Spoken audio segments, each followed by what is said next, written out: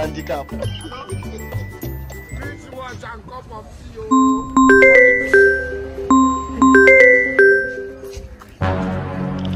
Baby, mambo.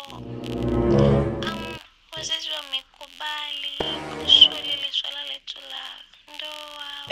Bali unioe. So, kama unaweza baby, hata kesho uje tuongee kuhusu hilo swala, tushughulikie bado mapema. Nakupenda sana Dola. Siku ukijaribu kunicheat, utakamwamini. Nakuloga. Honey! Baby. Handicap. Otea we. Umi. Umi. Mtoto wa Komba nimeisha. Umi. Labda umekurupuka tu. Sasa nikwambie, nimesema Umi kwa nini? Kwa sababu ni waziri wetu wa afya. Na ameimarisha afya yangu na uwezo wa kunusa, kuona, na ndio maana nafahamu kwamba wewe ni mtoto wa Komba na ni mpenzi wangu Irene Komba. Irene Komba? Handicap. Hadi mdogo wangu umetembea naye. Jinsi ninapokupenda hadi mdogo wangu pia Wewe ni Abdalla Wewe kaka vipi kwani kaka? Au nawe ni kujumlisha? Huyu ataenda kusema mbele ya polisi. Baby! Mungu wangu. Wewe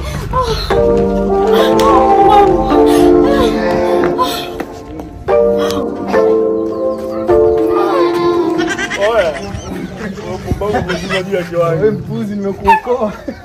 Sisi nilipokuwa na sweat. Yaani pale nilikuwa naona kabisa kama mngeendelea kuongea. Mungu ulikuwa unachaka. Kwanza umenistua kidogo nijue askari kweli. Nimecheza ya kiwango. Yes. Wewe mjinga unastahili tuzo.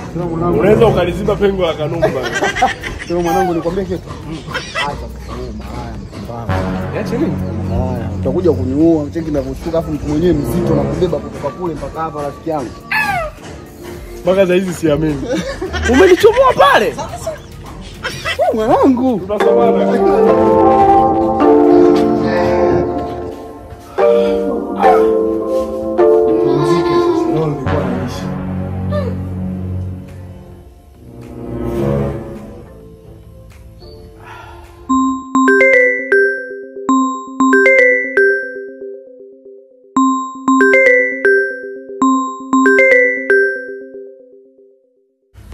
Hello?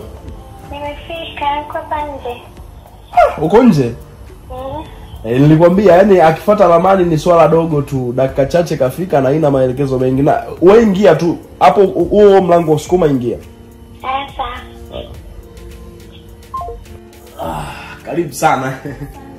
Kama nilivyokuambia, mimi katika kitu siwezi duniani ni uongo. Na kama leo utaniruhusu, basi ndio itakuwa mara yangu ya kwanza kabisa kufanya mapenzi tangu nizaliwe. Nashukuru bwana kwanza na wewe. Karibu sana. Jisikie huko nyumbani. Hapa niko mimi tu. Kwa hapa ni kwako sasa. Wewe utajua unafanyaje. Nasikia joto, nataka niende bafuni. Bafuni? Okay, basi hamna neno, sukuma tu hapo.